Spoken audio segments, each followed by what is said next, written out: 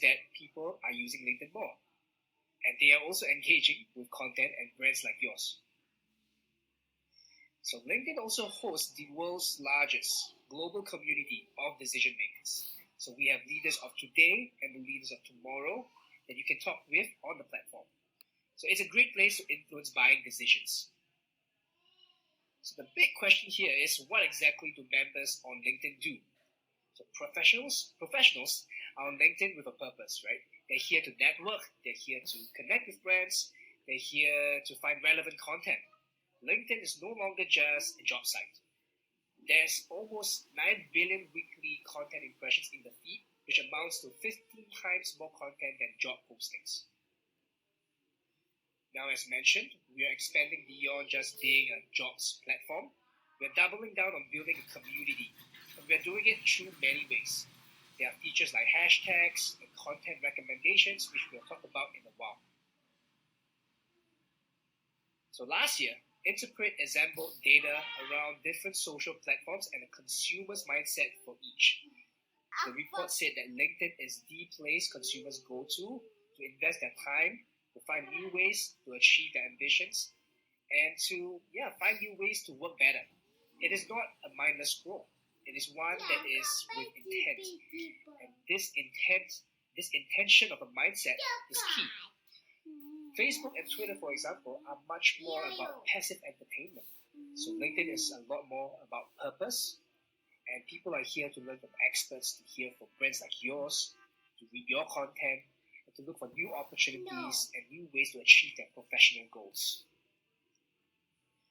Here's another study by Business Insider, and they found that LinkedIn is the most trusted social media platform. And the context in terms of where you market your brand is just as important. You want to market in a trustworthy environment. So hopefully you're brought into why you should advertise and explore LinkedIn. And hopefully you've also seen the difference between like LinkedIn and the other platforms. Now we want to coach you through 3 steps to build a successful LinkedIn marketing strategy. So the first step is to build a compelling organic presence, and the second is about boosting your post or your content, and the third is about measuring, learning, and optimizing your strategy. So let's talk about building a compelling organic presence on LinkedIn. So how do you do that? So to build a strong and long-term organic presence on LinkedIn, you need to start with your LinkedIn page, right? It's the first place that members go to learn about your organization's mission, vision, products, and services. So to get started, you need to do 3 things. First, you'll need a complete page with all the required fields filled in. So we'll talk a little bit more about what that entails in a while. And second, you'll need to also publish and share content that is relevant to your target audience at least once a month, if not more frequently, like daily. And lastly, you need to attract followers, at least 150 followers to start off, right? We see pages pick up speed and get momentum after they reach about 150 followers. So on LinkedIn, we'll see that pages, right, that achieve all these 3 criteria, they would accelerate into what we call a compounding network effects, right? So this is where members are so engaged with your brand and your page and your story that they reshare your content to their network, and this helps you to reach a wider community. So of course, all this sounds great in concept, but how do you actually do this in your day-to-day marketing activities? So first, as I mentioned, you must complete your page, and these are some of the things that you need to watch out for. The first thing is your logo.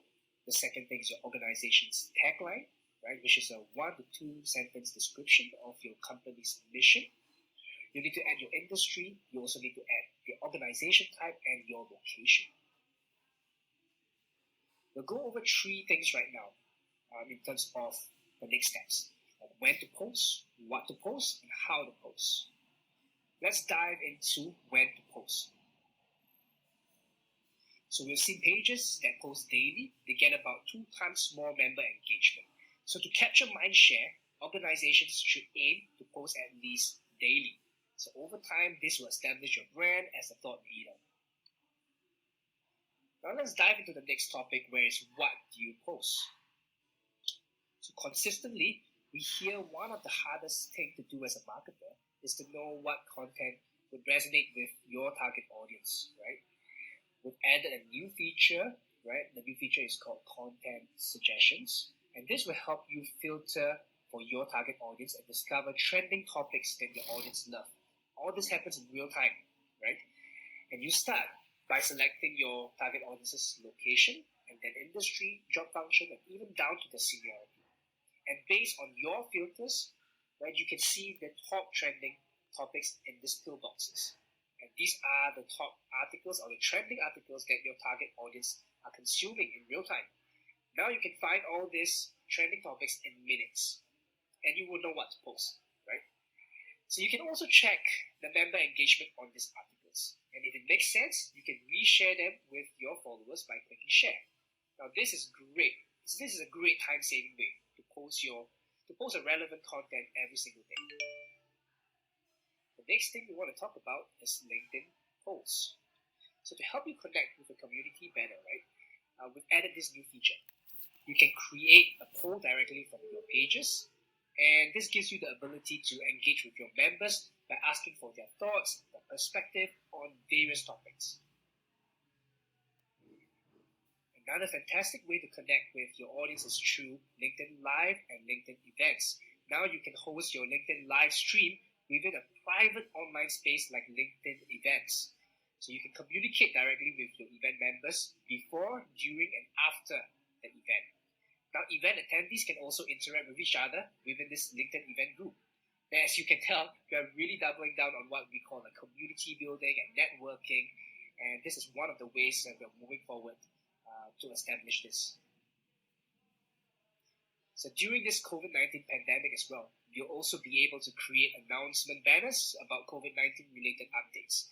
So this helps you to humanize your brand and contribute back to society as well. Another quick way to promote your brand is by leveraging the voice of your key customers and your employees. With our new mentions feature, anytime your page gets mentioned by another member or by another page, you'll get a notification in the activity tab of your page. So visit this tab daily, scan through and reshare the best mentions of your page. So if you're just starting out and you don't have any mentions to reshare, you can ask your executives or your employees, right, to post their experiences and tag your page. So here's another way. You can also find a customer to provide a quick testimonial about their experience working with you and ask them to mention your page as well.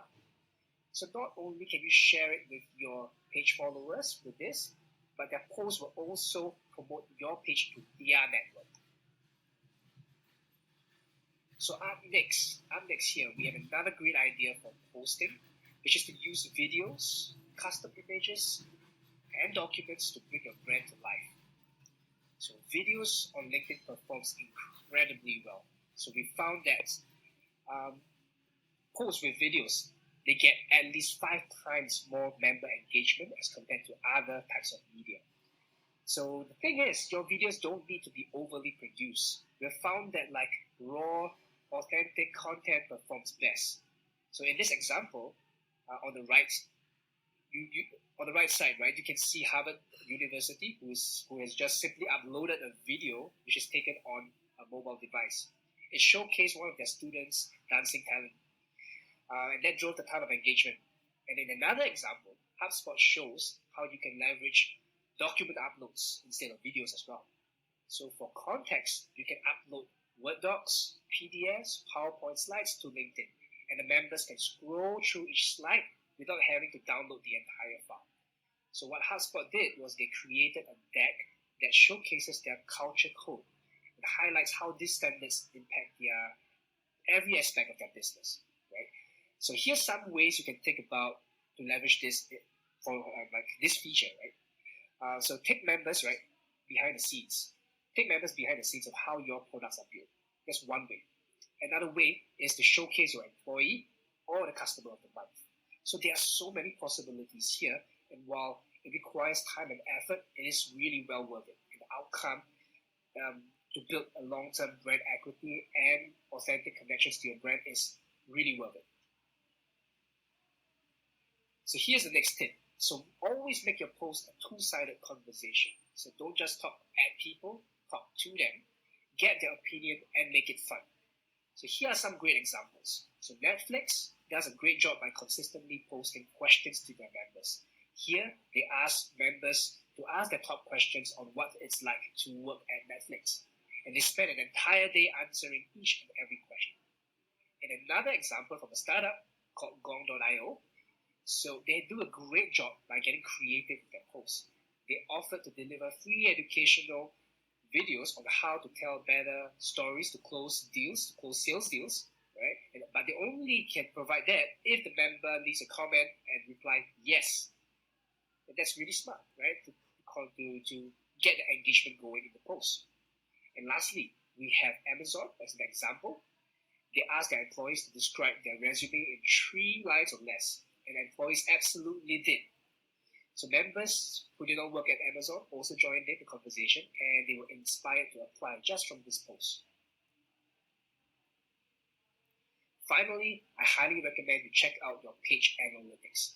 There is a wealth of information that can be found there.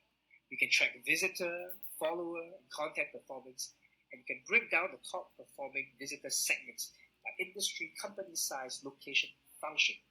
Right? There's also a really cool feature within follower analytics called companies to track. This is where you can see how your page is performing relative to other pages on LinkedIn. So I encourage you to check this out. Here's a great checklist that summarizes the key things that you should consider when posting. So I recommend to keep this list handy. Let's get down to our last topic, which is how to post. First up, we recommend leveraging our newest feature, which is called community hashtags.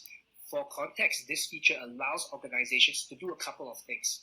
First, it allows you to share with members what's top of mind in real time. So for example, in our LMS, which is the LinkedIn Marketing Solutions showcase page, when we went to Davos this past January, we leveraged the Davos hashtag in many of our posts, and we also added it to the community's hashtag panel.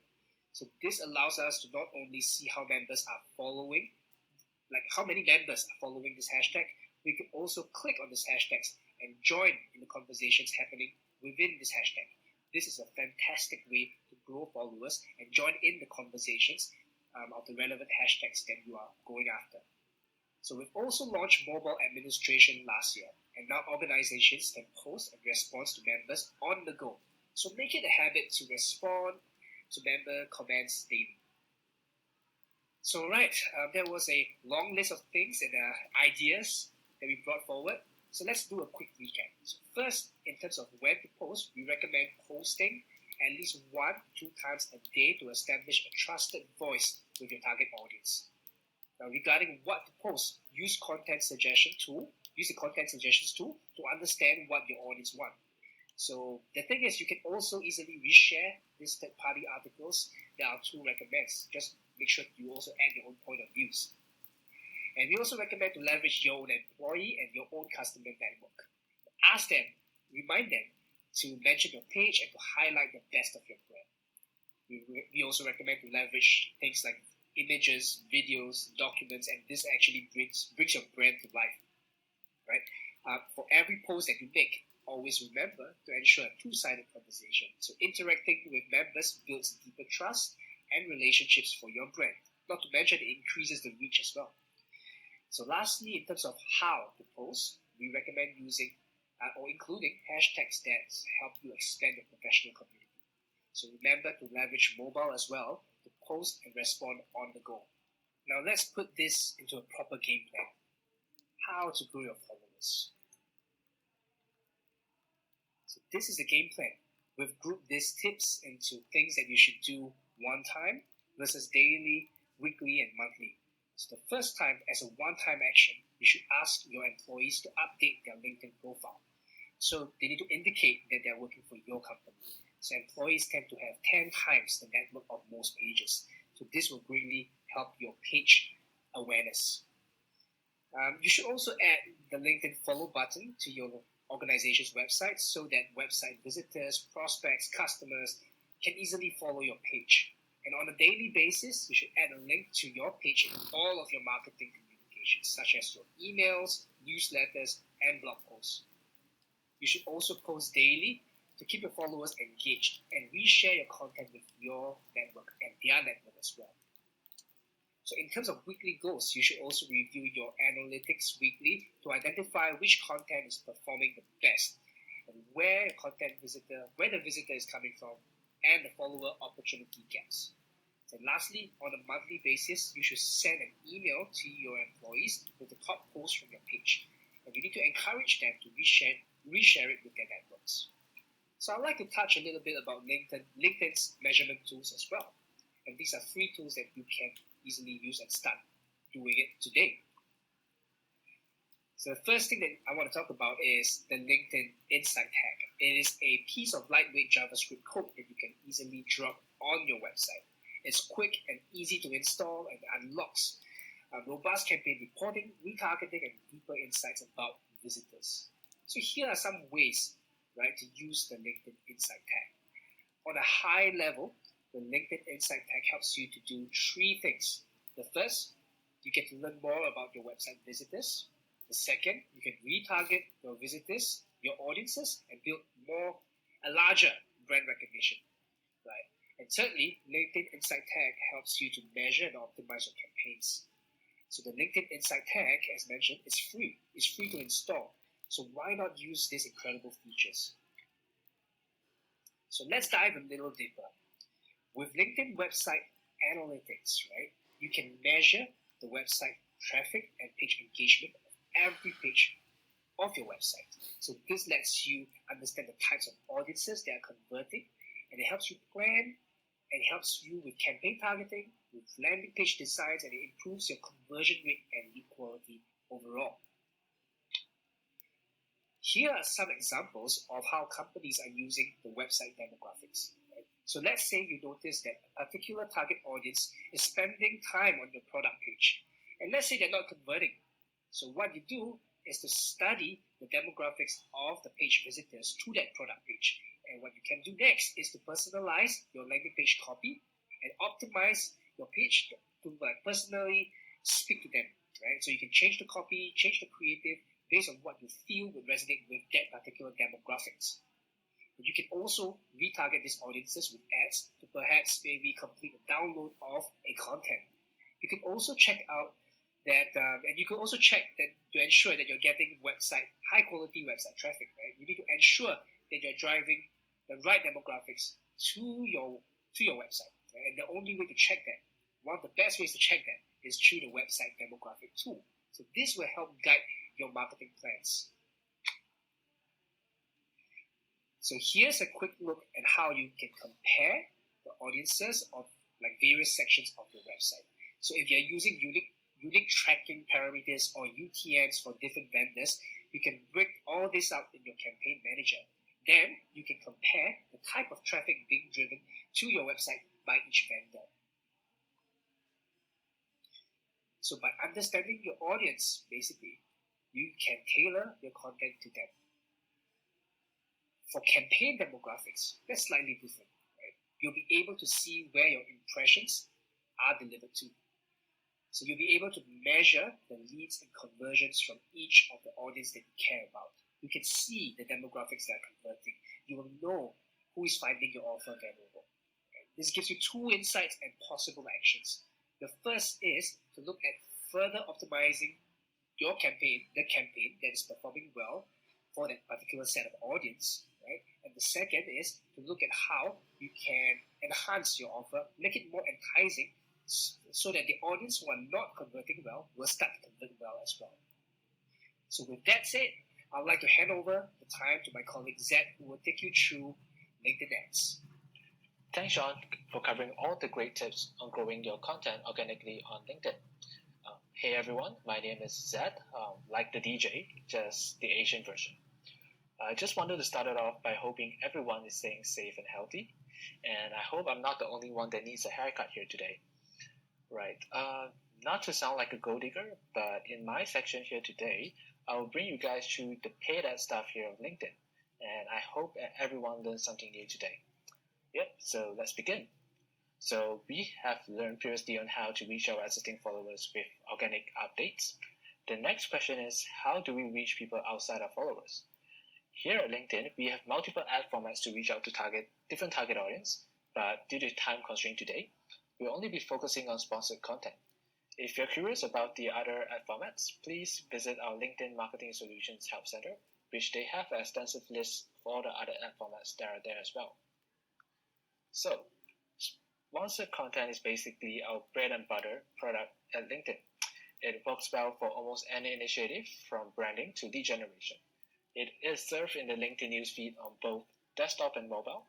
If you may notice, it always appears as a second post on the newsfeed. You sometimes may come across it as a single image.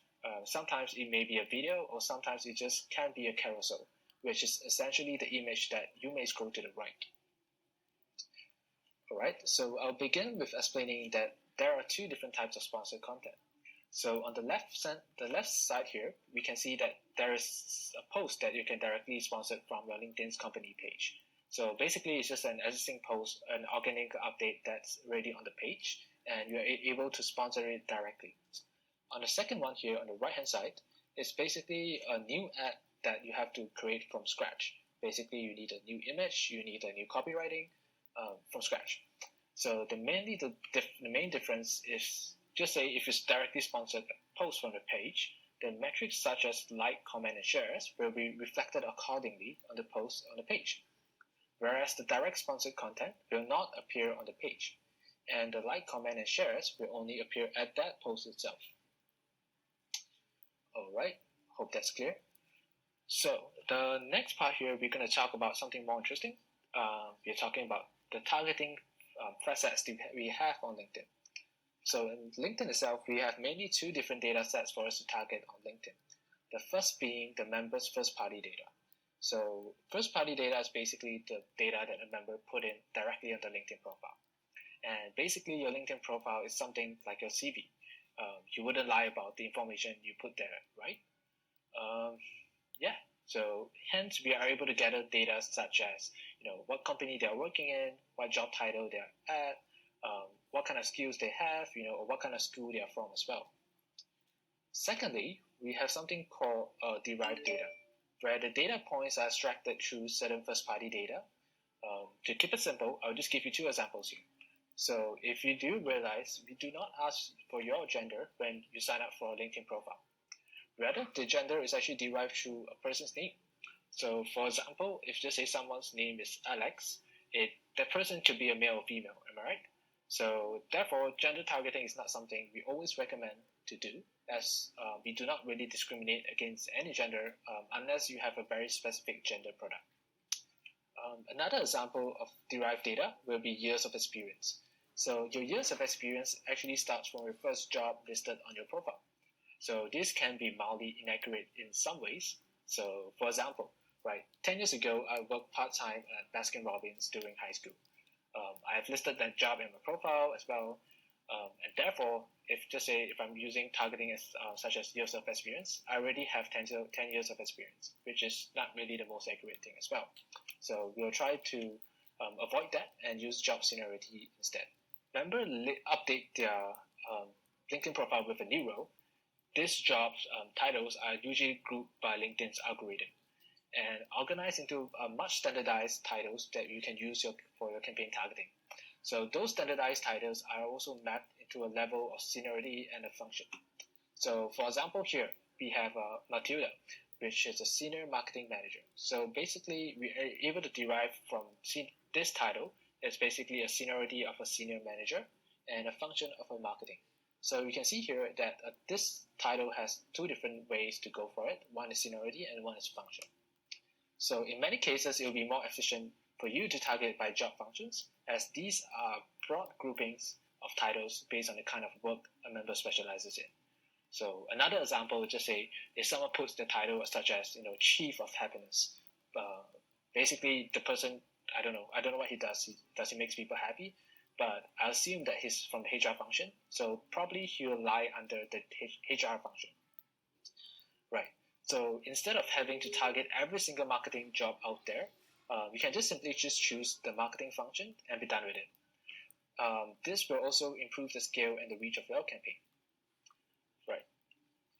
Another example here, we have Alex over here, which basically is a senior program manager with the enterprise business. So he has listed all these things in his profile, right? So from here, we actually can derive through he's a senior individual contributor in this company.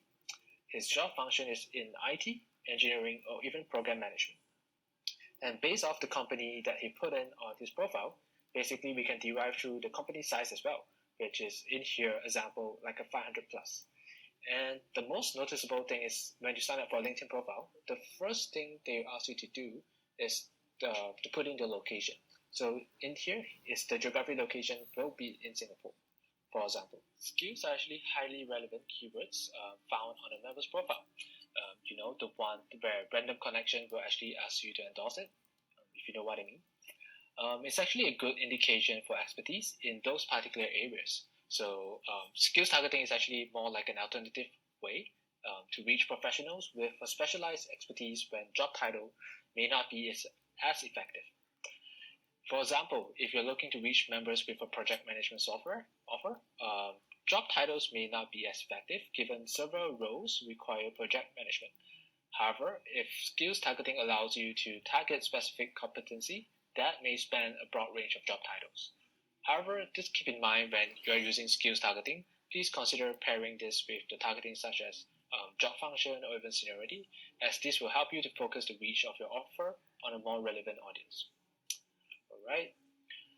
Next, I'll be covering on company name, industry, and size. So if you remember correctly, these are actually derived data that I have mentioned earlier.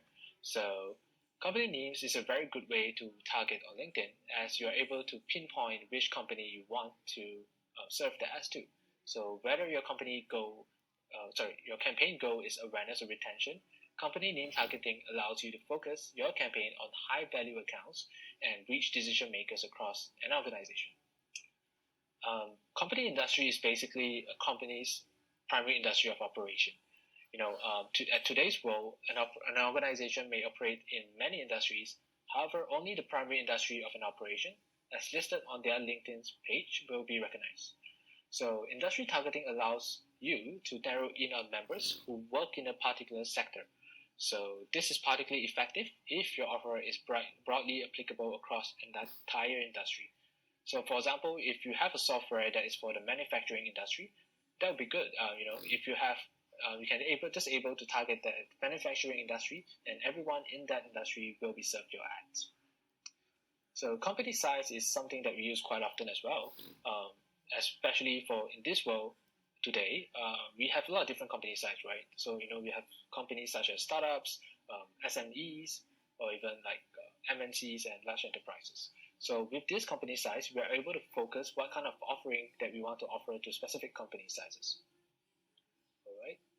So when you set up an ad campaign on LinkedIn, you can not only just use our demographic data, which is the first party and the derived data, but you can also take your own first party data and match it against ours. So you can able to use this to convert into more highly qualified leads. For example, we have over here website retargeting. So basically, it's just you're able to retarget people that recently visited your website. We have a data integration over here, which is basically how you can import the segments from your marketing CRM and import them into LinkedIn, and you're able to target those people. So you're able to use email contact targeting as well if you have it. You can upload 20,000 emails per CSV, and you're able to target those people with that email. The last one here is over account targeting. So basically, account targeting allows you to target people like a list of companies that you want to target. So it can be from 100 to 1,000. These are the prospects that you want to reach out, right? So you can upload this account list into LinkedIn, and you're able to use the ads to reach out to them. So according to the past campaigns, people that have used first party data of LinkedIn and the first party data from their ad normally see a decrease in CPL for about 14%. So yeah. So basically over here I've covered earlier. So around here we have a couple of different partners that we partner with, such as Salesforce, Magento, Eloqua, and Zapier as well. So just to keep in mind that we are targeting our highest potential customers here. So basically, the idea of using match audience is basically to maximize the ROI of our campaign. Yeah, so please let me know if you have any questions on that, and please leave on the Q&A. For the next part here, I'm going to guide you through how to build a successful LinkedIn campaign in a couple of very simple steps. All right, let's dive into it. So the first step you need is to get access to your company page to create a campaign. So there are two types of access levels that allows you to create an ad or a campaign. So basically, it will be a company page admin access, or it can be a sponsored content poster access. So let's just say if today you do not have either of these access levels yet, please reach out to your company page admin to ask them to grant this access level to you. Right? So the second step is that you need access to the business account. So usually the billing admin is the person that creates the account, that they will need to add different people into this account. So for detailed instructions, there will be a step-by-step link that we'll put in the next slide that you can refer to. Alright, so what do you need to set up an account? So basically, they will require these two very simple things. So they require your company page name and your company page URL. So basically, you can just put this during the sign-up process and just click Save. So the next thing they will ask you to do is to fill up your billing details, which you will be most likely using your credit card. So you can just put your credit card details here and just click Save as well. So the next step is people that require access to this business account. So there may be different like marketing people or even other employees that require access. So you can just put in their name and the profile URL, and you are able to add them into this business account. For more details on how to set up a business account, please click on the instructions below in this link. Alright, so next we're going to be talking about how different stages of marketing funnel and what kind of content we should do for each funnel. So I always recommend like a 60-30-10 approach. So basically, we look into 60% reach, 30% nurture, and 10% acquire. So what kind of content is more relevant for people like brand awareness, like we want to reach out to new audience, right? So basically content such as blog posts, infographic, industry trends, or even influencer content or thought leadership content from your C-levels, it's very much recommended in this funnel. So the next funnel we go into is more towards the nurturing stage. So the content that really resonates with the client is most likely such as ebooks, case studies, or even white paper downloads. So in this stage, people basically they're not really ready to buy yet, but basically they want to see some case studies, or past success samples. So these are actually born to like their consideration stage, right?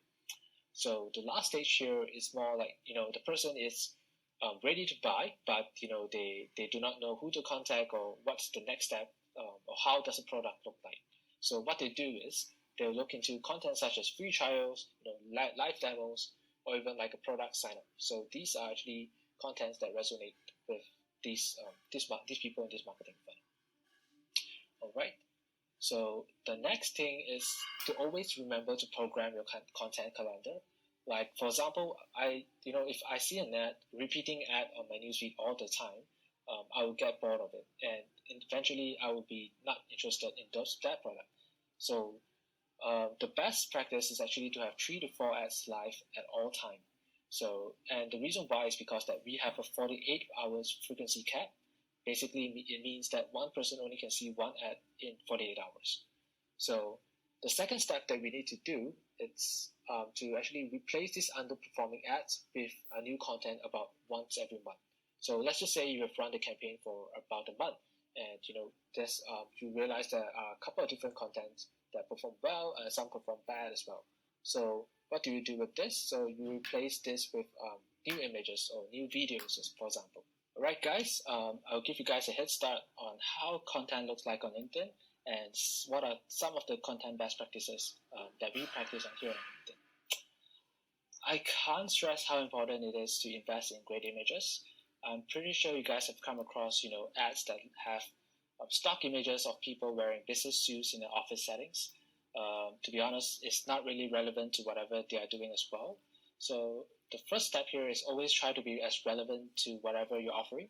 So on the left hand side here, you can see they're offering more like a AI product. So basically, they've inserted an AI image here that resonates with the product they're offering.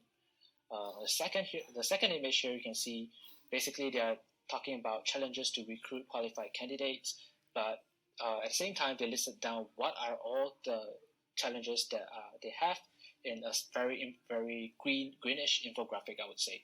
So these are actually images that resonate with their copywriting. So just try to follow that as well. Secondly, it's try to make more interesting conversations, such as asking a question, make a statement, or try to use some interesting facts. So on the left-hand side here, you can see they talk about 4 key trends are increasing investor demand. So the people that actually click into this ad have expectations of knowing what are the key trends of increasing investor demand. On the right-hand side here, they are putting more like a question. So basically, they ask, do you know Slack also can help you power up your marketing campaigns? So this is a good way to engage your client and basically ask more relevant questions and use more interesting facts as well. All right. So A/B testing can lead to a huge gain in performance as well. This is something a lot of people do not do, but a simple change in the image will show a very big difference. So for example, on the left-hand side here, we have image A that's actually featuring a device, right? So basically, and versus second image where it's featuring a person. And the result I can tell you is that a person always wins over a dead device. It can be anything, right? Like a dead item, like a device, or even like environment, or even like office buildings and stuff like that. So the key takeaway here is always include a person in the image to resonate more to the human side of people. All right. The last part, of course, is just to have fun. Ads on LinkedIn doesn't really have to be all corporate, a business. Try to be fun because as we noticed, the top updates are always very entertaining. So we have seen, like for example, here there's this person that says he shared his love of driving race car and how AI will transform the people engaged with the world.